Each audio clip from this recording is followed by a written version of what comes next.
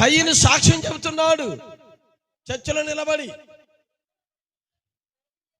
యెహోవా సన్నిధిలో నుండి బయలుదేరి వెళ్ళి, ఆమేన్ ఆమేన్.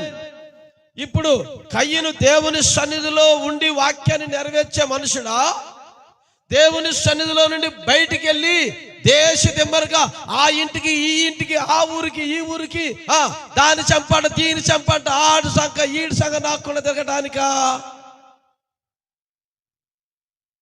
కయీను పుట్టింది దేనికి? ఏ వాక్యాన్ని నెరవేర్చడానికి.